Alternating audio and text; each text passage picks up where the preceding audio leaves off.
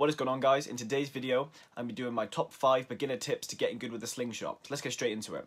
Also, like to say thank you all for the support recently. I'm doing a video soon on how to skin a squirrel and how to skin a rabbit, because I did get a request of that through Instagram. So I spoke to the guy and told him, I'll try and sort something out soon. So yeah, keep up to date, guys, and that video will be out soon. So my top 5 beginner tips for getting good with the slingshot. This is just mainly a video for beginners, so if you are experienced with the slingshot, this probably isn't the video for you, and you might want to click off. But you might end up learning something from this, so it's up to you if you want to end up watching it through. The tips, but if you are a beginner, like I said, this video is intended for beginners, then you probably won't know any of these tips, and I'm trying to help you out here with these tips. So if you're experienced, this might not be the video for you, but yeah, for you beginners, sit back and relax, and let's get learning. So my first tip is going to be consistency. Focus on just one frame to improve a lot more than just shooting over different frames. So I sold them all and stuck to the Evo, and God, guys, my accuracy has improved a lot more since doing this, so I highly do recommend you do that. Also then the consistency with the band. You need to find a band that you like. The brand, it could be anything precise, it could be Shishu, it could be BSB, it could be 100%, it could be GZK, it could be any type of band you like, anything you shoot with your type of ammo that's matched to it and you enjoy, then obviously stick to that you shoot well with. And that thickness, obviously stick to that as well. That's obviously depends on the type of ammo you're using. If you're using something like 9.5s, I'd recommend 0.72, 0.66 GZK, maybe even 0.8. But for precise, I'm using 0.7 precise here, 23 to 17 with 9.5 steels, and I'm loving it, guys. It's very fast, still obviously head neck shots with the 9.5 steels. I don't be hitting things in the body because that's inhumane, but we'll get onto that later on. That's one of the other tips. So yeah, like I said, the first tip I'd have to give would be to find an ammo you like for hunting that suits your purpose, a band you like and a taper you like, and obviously a thickness of band and a frame that you like. The second tip I'd give would be practice, practice, practice, guys. Please don't be going out there and injuring animals, just shooting at them just to hit them. That's not a good way to go, guys. You make the catapult sport look really bad. You don't give any of the shooters a good name, and it makes catapults look like just a form of injuring an animal, or just a not very humane form of hunting, in which they are, but obviously only if they're used correctly. So I'd recommend practicing a lot, consistently practicing, like every day. I'm shooting every single day, a good 50-60 shots down range every day. Could be anything you shoot. Obviously, if you're a beginner, you want to shoot at bigger targets and just hone the accuracy down, then just slowly dial the size of the target down. But if you're pretty experienced like I am, I shoot at smaller things. Like the other day, I was about 12 meters away, shooting at a Vaseline tin. You know the tins of Vaseline? One of them, I had it on a branch about 12 meters away, hitting that. And then early on, me and my friend were about 12 meters away again, like I said, shooting at some little pebbles and things like that. Hit smaller targets, that's a lot better. Maybe go for a 25mm spinner.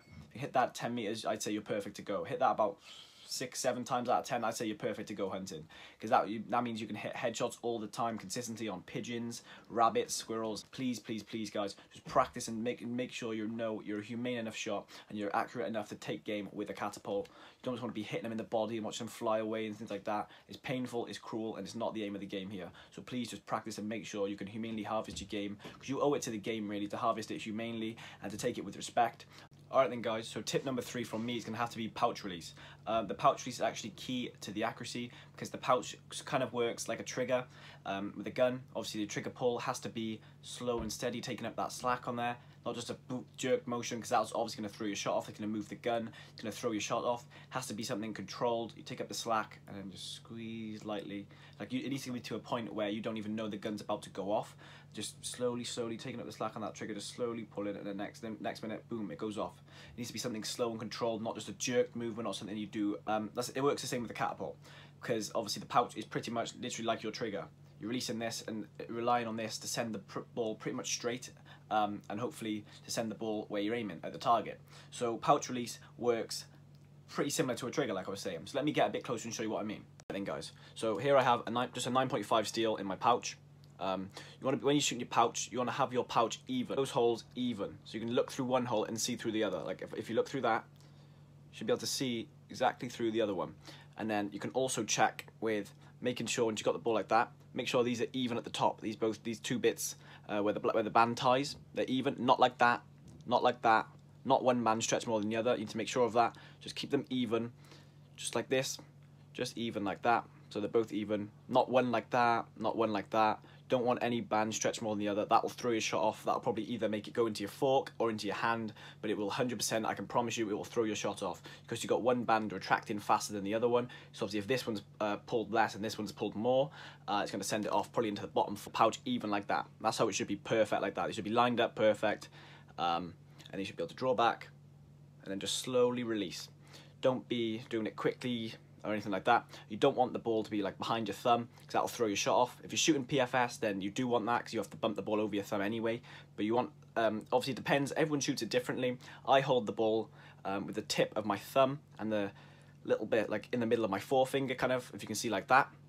That's how I hold it. You don't want it like that behind your thumb because that will obviously throw your shot off. I have it just on the tip like that. You don't want to be gripping in front of the ball either because that will also throw your shot off. You want to be gripping the ball. It's like that. You grip the ball itself. You can just slowly release like that. So you want to be gripping the ball itself.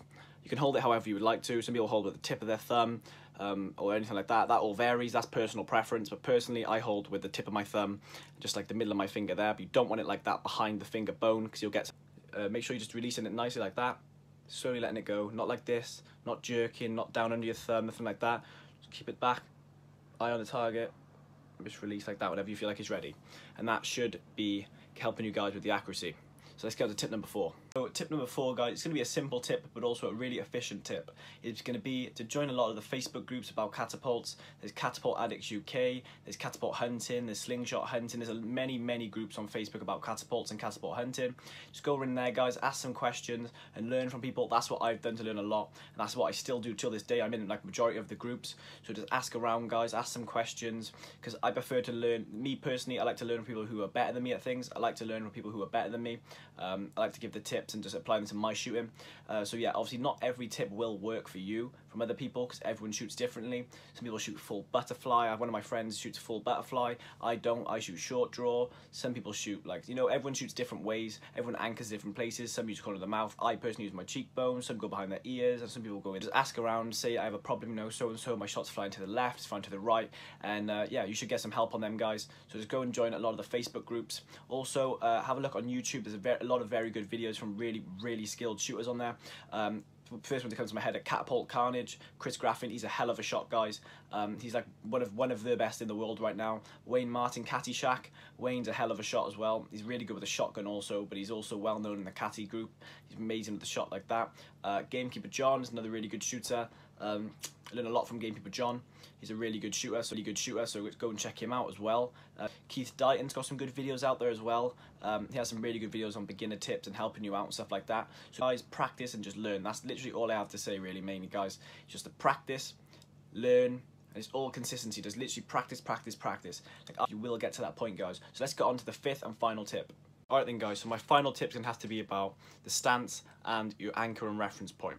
So a general rule of thumb here is if you have everything right and you're releasing your shots, but your shots seems to be going high, then that generally means that your anchor point is too low for the reference point you're using on your frame. So if I was anchoring to the corner of my mouth and using the top of the fork tip, my shot was going high, then that means that my anchor point is too low for the reference point I'm using on the frame. So you have to up that, hence why I use my anchor point as my cheekbone, because that is straight in the middle. Some people reference it by the eye or the bottom of the mouth, the corner of the mouth, so the straight in the middle would be your cheekbone. So if you went to your cheekbone, then that should sort it out. So obviously if you're anchoring here and your shots are going high, then your anchor point is too low. If your shots are going low, then your anchor point is too high for the reference point. So that would be probably my best tip then, guys. So learn that, learn your anchor point and learn your reference. Your anchor point is where you draw your bands back to.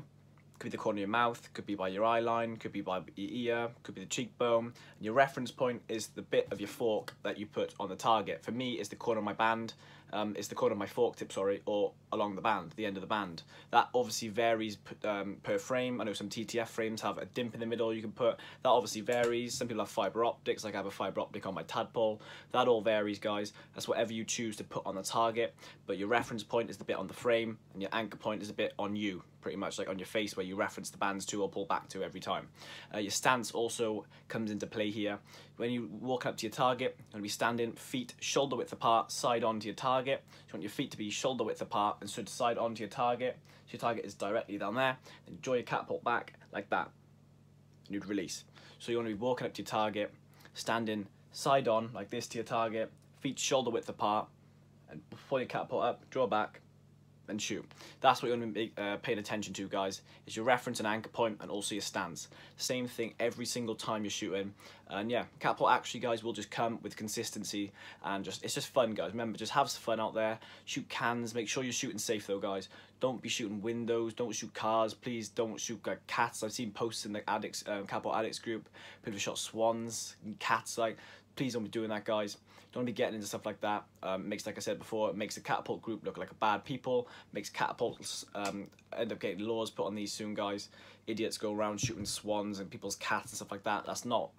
Make sure you're shooting animals in season as well. Don't be shooting ducks out of season. Don't be shooting pheasants or partridge or any game bird like that out of season, because they're breeding. You got to allow them to breed.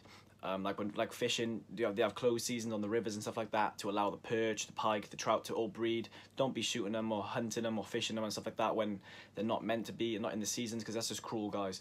Guys. So yeah, I hope you guys enjoyed this video. If you did, remember to smash a like on it.